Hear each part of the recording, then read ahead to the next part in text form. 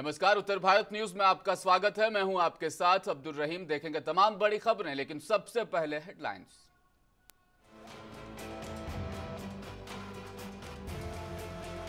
भाजपा ने उत्तर प्रदेश को दी 3300 करोड़ की सौगात। नितिन गडकरी बोले, योगी ने उत्तर प्रदेश की कानून व्यवस्था को सुधार दिया।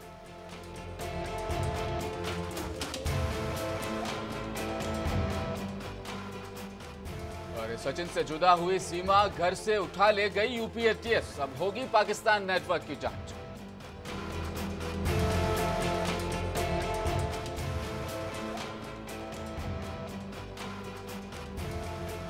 सहारनपुर में दुकानों के रजिस्ट्रेशन के नाम पर अवैध वसूली। 100 रुपए है रजिस्ट्रेशन फीस। एफएसओ पर दुकानदारों से 2 से 5,000 रुपए लेने का आरोप।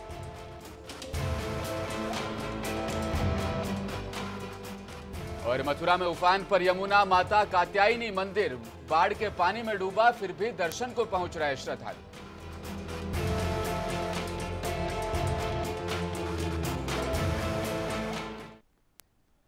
देश भर में लोकसभा चुनाव को लेकर सभी पार्टियां अपनी कमर कस चुकी है। इस बीच भाजपा ने आज लखनऊ को बड़ी सौगात दी है। बिठोली तिराहे पर लगने वाले ट्रैफिक जाम से निजात दिलाने के लिए सांसद राजनाथ सिंह ने 3300 करोड़ से बने 2 राष्ट्रीय राजमार्ग परियोजना का लोकार्पण किया है। इसके साथ ही मुख्यमंत्री योगी आदित्यनाथ और केंद्रीय परिवहन मंत्री नितिन गडकरी भी मौजूद रहे। इस दौरान नितिन गडकरी ने कहा, योगी में उत्तर प्रदेश की कानून व्यवस्था को सुधार दिया है। योगी सरकार जब से उत्तर प्रदेश में आई है, तब से कानून व्यवस्था चारों तरफ से सुधर गई है। जिस प्रकार से उन्होंने कड़ी कार्रवाई की है, पूरे देश की जनता उन्हें धन्यवाद देगी। लखनऊ को विकास की एक नई ऊंचाइयों तक पहुंचाने के लिए प्रतिबद्ध है, उसका नेतृत्व कर रहे हैं। आज उन्हीं की कर्मभूमि लखनऊ में उन्हीं के प्रयासों से जो परियोजनाएं लखनऊ वासियों को और प्रदेश वासियों को प्राप्त हुई है, इसके लिए उनका हृदय से स्वागत करता हूं, अभिनंदन करता हूं। भाइयों बहनों, 2014 के पहले का भारत और 2014 के बाद के भारत में अंतर स्पष्ट दिखाई देता है।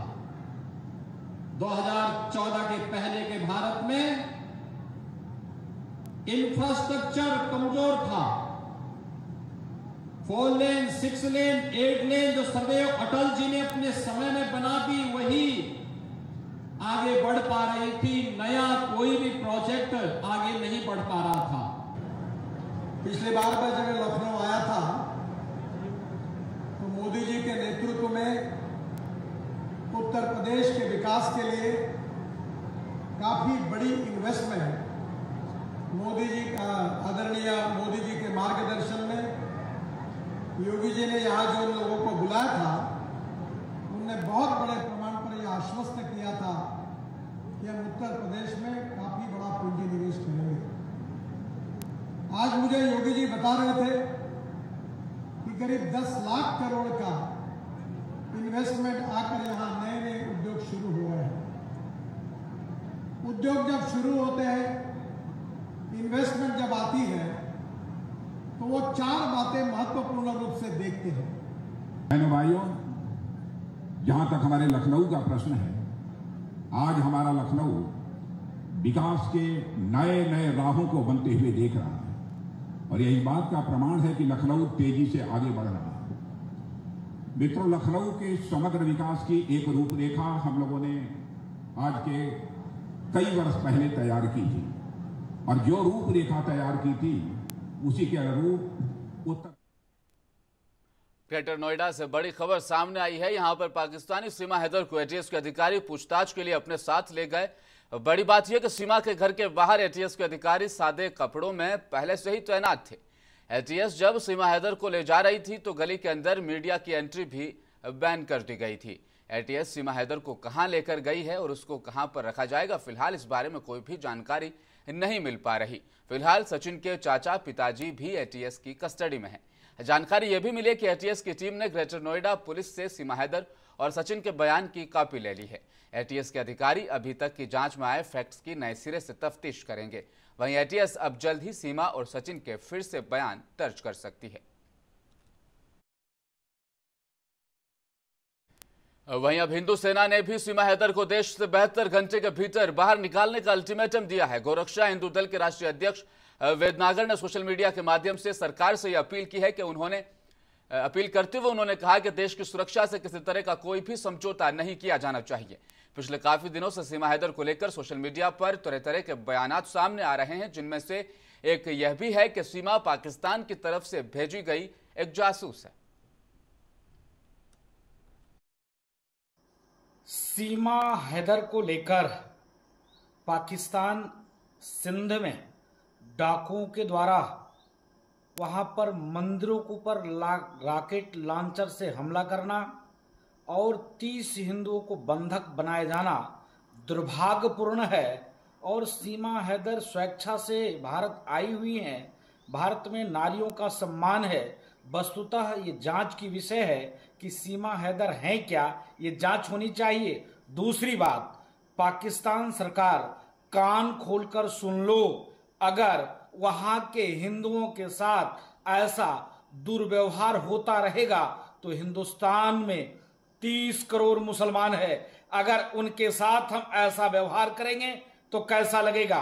भारत सरकार से अपील है कि तत्काल वहां के हिंदुओं की सुरक्षा के लिए चिंता करें, नहीं तो हम लोग रोड पे उतरेंगे। और लोकसभा चुनाव से ठीक पहले दारा सिंह चौहान का इस्तीफा और ओम प्रकाश राजभर की बीजेपी के नेतृत्व वाले एनडीए में वापसी। अब यूपी की सियासत में सपा प्रमुख अखिलेश यादव के लिए इसे बड़ा झटका माना जा रहा है। 2022 के विधानसभा चुनाव में अखिलेश यादव ने जातीय आधार वाले छोटे छोटे दलों के साथ मिलकर एक मजबूत कुंभा तैयार किया था, जो अब पूरी तरह से बिखर चुका है। बीजेपी छोड़कर सपा में आए नेता अब एक एक कर साथ छोड़ रहे हैं और महान दल से लेकर सुभाषपा जैसे सहयोगी दल भी अखिलेश यादव से दूर छिटक रहे हैं।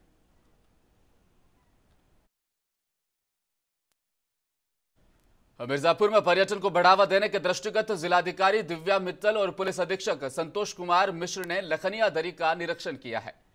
पार्किंग आदि व्यवस्था के लिए संबंधित अधिकारियों को दिशा निर्देश जारी किए गए, लेकिन भौगोलिक संरचना की जटिलता के चलते चूना दरी में घूमने पर फिलहाल जो पहले भी रोक लगाई गई थी वो बरकरार रहेगी। जिलाधिकारी ने कहा कि लखनिया दरी जनपद की सबसे खूबसूरत जगह है जो सैलानियों के लिए खोलनी चाहिए। यहाँ पे आज हमारे और डीएम साहब और टीम के द्वारा यहाँ पे निरीक्षण किया गया एवं ये चेक किया गया किस तरीके से इसको खुलवाया जा सकता है, शुरू किया जा सकता है। लास्ट ईयर काफ़ी लोगों की यहाँ पे मृत्यु हो जाने के बाद में चूना दरी और लखनिया दरी के आगे जाके डेथ्स हुई थी। उसके बाद से लगातार ये बंद चल रहा था सुरक्षा के जो मानक थे उसके कारण। अब यहाँ पे लखनिया दरी को शुरुआत करने का प्रयास यहाँ पे किया जा रहा है, जिसके लिए कि सुरक्षा के भी पुख्ता इंतजाम यहाँ पे किए जा रहे हैं। बैरिकेडिंग लखनिया दरी से चूना दरी के बीच में की जाएगी, जिससे कि लोग चूना दरी तक ना जाए। सिर्फ लखनिया दरी को खोलने का इस बार हमारा प्लान है और इस प्लान के तहत यहाँ पे फॉरेस्ट विभाग के एवं पुलिस की भी पिकेट यहाँ पे रहेगी। जो पब्लिक आएगी वो शराब का सेवन ना करे या इस तरीके का कोई भी नशीली पदार्थों का उपयोग ना करे, जिससे कि वो अपना होश आवास खो बैठे। दिल्ली के बाद अब आगरा में भी यमुना नदी का जलस्तर दिन ब दिन बढ़ता चला जा रहा है। आगरा की यमुना में पानी का सैलाब आने के बाद यमुना नदी अपने खतरे के निशान से ऊपर बह रही है। आगरा का मोक्षधाम, यहां पर शवों का अंतिम संस्कार किया जाता है, वो भी अब यमुना के पानी में डूब गया है। यहां लोगों को शवों को दाह संस्कार करने में काफी मशक्कत उठाने पड़ रहे हैं। धीमे धीमे पानी अब शहरों की तरफ भी दाखिल होने लगा है। अब देखने वाली बात यह होगी आगरा प्रशासन और सिंचाई विभाग इन बाढ़ जैसे हालातों से लड़ने के लिए किस तरह से सक्षम है, किस तरह के हालात वहां पर बन चुके हैं, जानेंगे आगरा से हमारे सहयोगी विशाल गोस्वामी की जुबान। तो अगर देखा जाए तो स्तर जमुना का दिन पर दिन बढ़ता चला रहा है, बल्कि दिल्ली में तो इस वक्त बाढ़ आ गई है और जो जमुना का जो पानी है वो दिल्ली में शहरों के अंदर घुस आया है, कॉलोनी में घुस आया है और दिल्ली से जमुना का पानी भरते हुए इस वक्त ये बाढ़ के आसार आगरा में भी देखे जा सकते हैं। इस वक्त मैं आगरा में खड़ा हुआ हूँ और आगरा के शनिदेव जो कि बहुत चर्चित मंदिर है उस पर खड़ा हुआ हूँ और इस वक्त मैं आपको जमुना जी का नज़ारा दिखाना चाहता हूँ कि ये जमुना है और इस वक्त स्थिति आप देख सकते हैं कि यहाँ कभी आराम से लोग नीचे तक जाते थे, सीढ़ियाँ बनी हुई थी, मंदिर का रास्ता था। सामने देखा है तो शिव जी की जो पिंडी है वो भी दिखाई दे रही है कि लोग यहाँ पर आकर आराम से दर्शन कर पाते थे, उतर पाते थे, बैठ पाते थे। घाट था प्रॉपर, लेकिन जमुना का पानी आज यहाँ तक आ चुका है, बल्कि कह सकते हैं बिल्कुल यहाँ सैलाब फैला हुआ है और डूबा हुआ है ये स्थान। यहाँ पे लोग आ रहे हैं, जा रहे हैं और ये नज़ारा देख रहे हैं कि यहाँ एक वक्त पे पानी का जो स्तर था वो नीचे था। लोग आराम से आ सकते थे, जा सकते थे और आराम से घाट पर खड़े होकर यहाँ के नज़ारों को दर्शन कर सकते थे, देख सकते थे। लेकिन आज स्थिति कुछ और है। दिन पे दिन आगरा में जमुना जी का जो स्तर है वो बढ़ता चला जा रहा है। घाटों पर पानी का सैलाब बढ़ता चला जा रहा है। कहीं ना कहीं खतरे के निशान तक जमुना पहुँच चुकी है। आगरा के शमशान घाट पर भी इस वक्त स्थिति ये है कि वहाँ शवों का दाह संस्कार कराने की भी स्थिति नहीं है, क्योंकि शमशान घाट भी कहीं ना कहीं इस पानी के सैलाब में घिर चुका है, यानी कि पानी शमशान घाट तक घिर चुका है। और अभी बताया जा रहा है कि कुछ दिन बाद और भी पानी बढ़ने के आसार है। हरियाणा से कई स्तर तक पानी छोड़ा जाएगा, जो कि जमुना का अब जो खतरा है वो और भी ज़्यादा बढ़ सकता है। और अभी आगरा में बात करी जाए, आगरा की जमुना के आसपास कई ऐसे गाँव बने हुए हैं, छोटे बड़े गाँव बने हुए हैं, जिनको खाली कराया जा रहा है, जिनको वार्न किया जा रहा है कि वो कहीं ना कहीं अपनी व्यवस्थाएँ बनाएं, क्योंकि अभी आगे चलकर दिक्कत काफ़ी खतरनाक हो सकती है। मुंसिफ टीवी से विशाल गोस्वामी रिपोर्ट, आगरा, उत्तर प्रदेश। सावन के दूसरे सोमवार को बदायूं में हर तरफ माहौल शिवमय नजर आया और बड़े महादेव के मंदिर में हजारों की संख्या में लोग पहुंचे। शिव भक्तों ने मंत्रोच्चार के बीच जलाभिषेक भी किया। शिवलिंग पर बेलपत्री भी अर्पित की गई। शहर के बिरुआ बाड़ी मंदिर, गौरीशंकर मंदिर, दरीबा शिवालयों पर भक्तों की काफी भीड़ नजर आई। मंदिर के बाहर सुरक्षा के भी कड़े इंतजाम किए गए।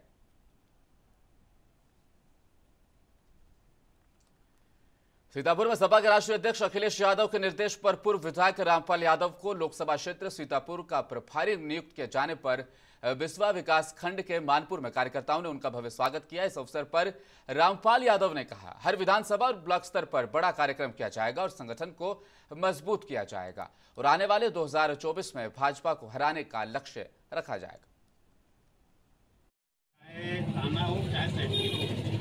अगर किसी की समस्या पड़ती है तो हम सब लोग मिलकर के, एक आदमी को कुछ नहीं कर सकता, संगठन में ही शक्ति है। तो इसीलिए राष्ट्रीय अध्यक्ष जी ने हमसे कहा है कि संगठन बनाओ, संघर्ष करो और सबको संगठित करो। तो ये काम हम करने का काम करेंगे। इसकी शुरुआत भी ब्रिजवाल भाई बता ही रहे थे, नैमित से हुई है और कई कार्यक्रम हमने कराए भी हैं। एक अभी सगरन में हुआ था। और दूसरों की मदद करना भी सेवा है। आज भी समाज में कुछ लोग ऐसे हैं जो दूसरों की मदद के लिए हमेशा आगे आते रहते हैं। जनपद सिद्धार्थ नगर में सर्व सेवा संस्थान ऐसी संस्था है जो समाज के दबे कुचले लोगों की मदद करती है। आज सर्व सेवा संस्थान ने अपने कई लोगों को नियुक्ति प्रमाण पत्र देते हुए अपना मकसद बताया कि हमारा पहला काम मानव सेवा है।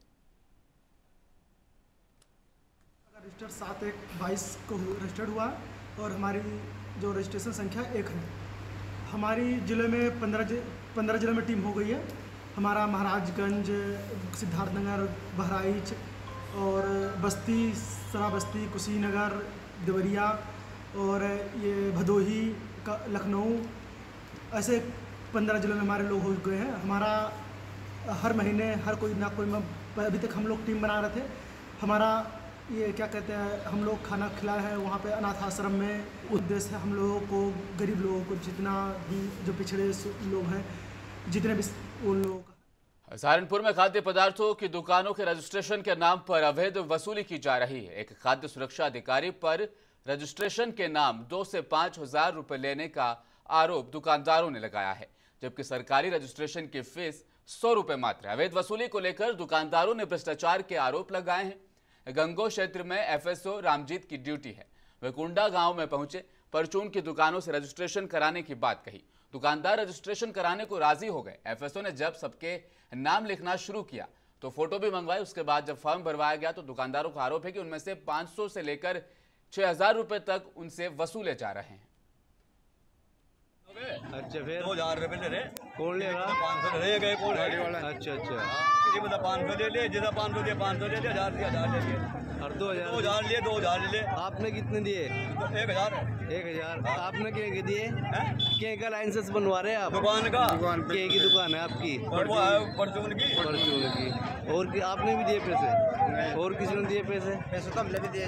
कितने? 2000 दिए रखे हमने भी। 4 आपकी की दुकान है? मिठाई की दुकान है। और किसी ने दिए पैसे? शुरू में आपने बिलारी सामुदायिक स्वास्थ्य केंद्र का नवनियुक्त सीएमओ ने औचक निरीक्षण किया। इस दौरान सीएमओ ने सामुदायिक स्वास्थ्य केंद्र, महिला अस्पतालों के वार्डों का भी निरीक्षण किया। चर्चाओं से सीएमओ ने सामुदायिक स्वास्थ्य केंद्र में बने महिला अस्पताल में डिलीवरी कराने की अपील की। सीएमओ ने HIV को लेकर भी डॉक्टरों से मीटिंग की और साथ ही डॉक्टरों को मरीजों की समस्याएं सुनने के निर्देश भी दिए।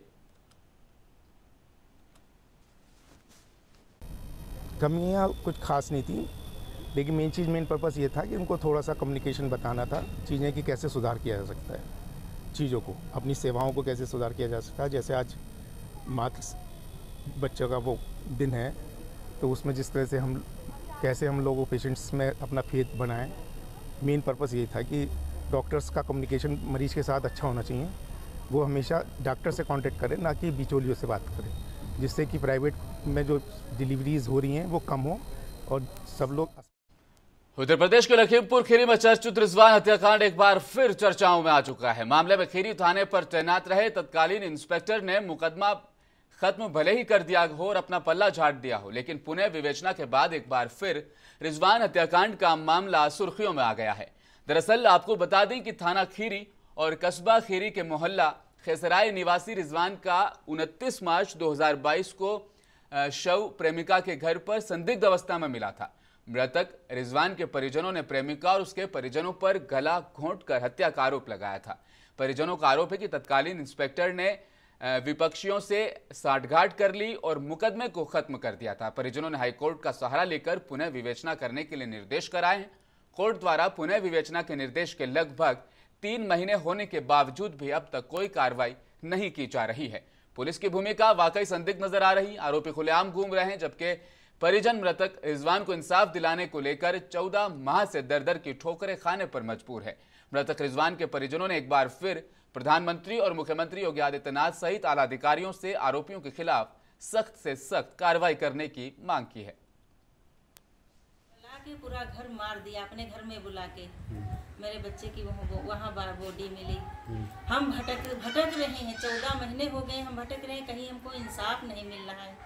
हम चाहते हैं मुख्यमंत्री जी से कि हमको इंसाफ मिले और प्रधानमंत्री जी से हम उसमें अभी तक कुछ नहीं हुआ है। वो इन्नमा की माँ को ले गई थी, 24 घंटा उन्होंने बंद रखा। मुरादाबाद के थाना मजोला इलाके के रहने वाले सोनू नाम के कारोबारी से ऑनलाइन ठगी करने वाले ठगों ने पहले ऑनलाइन कारोबारी का लेन देन किया। उसके बाद सोनू से ऑनलाइन कारोबार के नाम पर 11,50,000 रुपए ट्रांसफर करा लिए। रुपए ट्रांसफर होने के बाद ठगों ने अपना नंबर तक बंद कर दिया। साइबर क्राइम थाना पुलिस ने मामला दर्ज कर छानबीन की और वो ठगों द्वारा चलाए जा रहे बैंक खातों तक पहुंची और नेशनल ऑनलाइन फ्रॉड पोर्टल के माध्यम से सभी अलग अलग खातों में गए कारोबारियों का जो पैसा था वो वापस उनके अकाउंट में ट्रांसफर करवाया।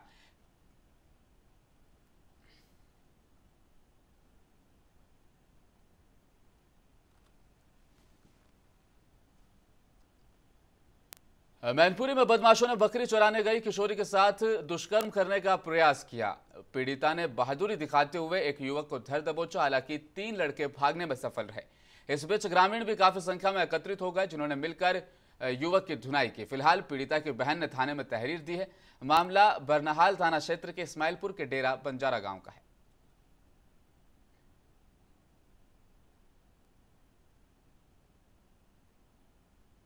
जो 4 लड़के आए थे, मकान में खींच रही थी हमें, 3 भाग गए, एक ने हमने पकड़ लिया जो छेड़खानी कर रहा था हमारे संग। अच्छा, मोहल्ले वाले हमारे आ गए थे, हमने रेड मचा दी थी, हमने 3 मोहल्ले वाले हमारे आ गए। हमारी बहन बकरी दूर चुंगा रही थी, हमने बहन को भी हमारा बहन चली गई थी, मेरी बकरी सामने करी, फिर बाद में आई थी बहन हमारी, उसको हमने पकड़ रखा। पहाड़ी इलाके में हो रही बरसात के चलते निचले इलाकों का जलस्तर लगातार बढ़ता जा रहा है और ऐसे में जब बात की जाए राजधानी दिल्ली की, तो यहां भी जलस्तर घटने का नाम नहीं ले रहा, जिसके चलते मथुरा वृंदावन में भी यमुना का जलस्तर काफी बढ़ गया है और यमुना को काबू करने के लिए गोकुल बैराज के लगभग 12 दरवाजे खोल दिए गए हैं, जिससे यमुना का पानी कम हो सके। इस कारण 2 कॉलोनियों में पानी दाखिल हो गया है और कॉलोनियां जलमग्न हो गई है। वहीं वृंदावन के सुप्रसिद्ध कात्यायनी शक्तिपीठ में देर रात यमुना में लगातार जल छोड़े जाने के बाद मंदिर में बाढ़ जैसे हालात उत्पन्न हो गए हैं। मंदिर के अंदर यमुना का जल प्रवेश कर चुका है, जिसके चलते मंदिर में चारों तरफ पानी ही पानी दिखाई दे रहा है। सबसे बड़ी बात यह कि मंदिर में पानी घुसने के बावजूद भी लोग माता के दर्शन करने के लिए लगातार मंदिर आ रहे हैं। और अंतिम क्षणों में एक बार फिर नजर हेडलाइंस पर। भाजपा ने लखनऊ को 3300 करोड़ की दी सौगात। नितिन गडकरी बोले, योगी ने उत्तर प्रदेश की कानून व्यवस्था को सुधार दिया।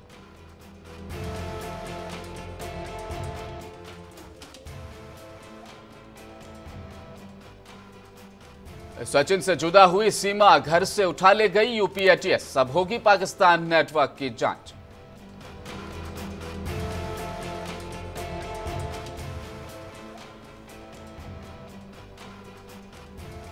सहारनपुर में दुकानों के रजिस्ट्रेशन के नाम पर अवैध वसूली। 100 रुपए के बजाय एफएसओ पर दुकानदारों से वसूले जा रहे हैं 5-5 हजार।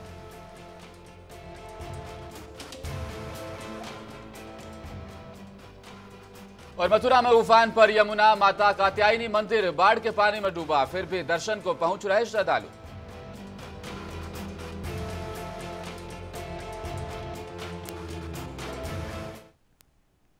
उत्तर भारत न्यूज में फिलहाल इतना ही। आप देखते रहिए मुंसिफ टीवी न्यूज। नमस्कार।